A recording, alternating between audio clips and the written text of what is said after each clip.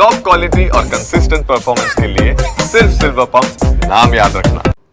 તંત્રના પાપે પાલનપુર વાસીઓને થઈ રહી છે હાલાકી। જ્યાં થોડા સમય પહેલા બનાસકાંઠાના પાલનપુરમાં ખાબકેલા વરસાદમાં અડધું શહેર પાણીમાં ગરકાવ થયું હતું।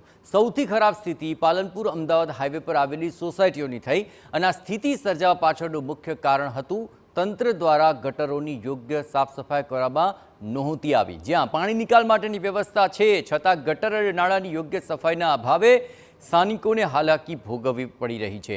બે તરફ શહેરનો સૌથી વધુ વ્યસ્ત એવો એરોમા સર્કલ પાસે લગાવેલી લાઇટો પણ બંધ હાલતમાં છે।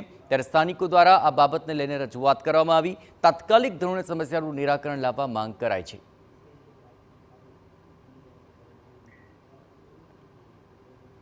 કોઈપણ પ્રકારના ટેકનિકલ પ્રશ્નો હોય તો એને દૂર કરવા જોઈએ। હજુ સુધી તંત્રના ધ્યાનમાં 1 મહિનાથી છે કયા અધિકારીઓ છે મને આશ્ચર્ય થાય છે। સામાન્ય લોકો રોજની મુશ્કેલીઓ વેઠી રહ્યા છે, અકસ્માત થઈ રહ્યા છે, રાત્રે કોઈ વ્યક્તિ ત્યાંથી ચાલે છે એ તેમને અંધારું ન પડે એના માટેની વ્યવસ્થા છે, પરંતુ 1 મહિનાથી વધારે સમયથી એક નાના કારણોસર લાઇટો બંધ છે। આજે તંત્રનું ધ્યાન દોર્યું છે અને તાત્કાલિક એ પોલોનું જે પણ ટેકનિકલ પ્રશ્નો હોય તો એનું સોલ્વ આઉટ લાવી અને ચાલુ કરવામાં આવે। તો લાખોના ખર્ચે લગાવી છે એ ચાલુ કરવાનું ભૂલી જાય છે। કેટલા મહિનાઓથી લાઇટ બંધ છે, લોકો એક્સિડન્ટ થઈને મરી રહ્યા છે, એમનો રોડ બી તૂટેલો છે તો ટુ વ્હીલરવાળા અંદર પટકાઈને મરે છે અને લાઇટ વગેરે અંધારામાં લોકોને ગાડીઓવાળા ઉડાડીને જતા રહે છે। એના બાજુમાં એક બીજું નાળું છે, એ નાળાની અંદર વરસાદી પાણી જાય એની વ્યવસ્થા કરવામાં આવી છે।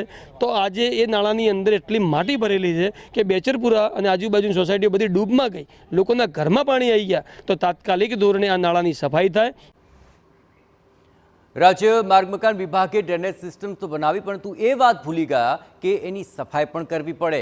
અધિકારીઓની વાતની પણ એ ખબર નથી હોતી કે આ નાળાઓની સફાઈ થઈ છે કે નથી અને હાલમાં લાઇટ પણ બંધ છે।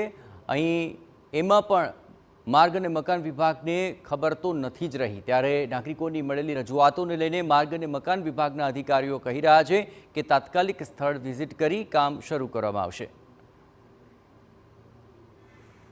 જે સ્થાનિકો દ્વારા જે રજૂઆત કરવામાં આવી છે તે અંગે હું સંલગ્ન અધિકારીને સાઇટ વિઝિટ માટે મોકલીને તાત્કાલિક નું નિવારણ આવે એવું તાત્કાલિક કરાવડાવેલ છે। જે એરોમા સર્કલ છે એ નેશનલ હાઈવે અને સ્ટેટ હાઈવેનું જંકશન છે, એટલે પર્ટિક્યુલર હું ચેક કરાવી લઉં છું પછી।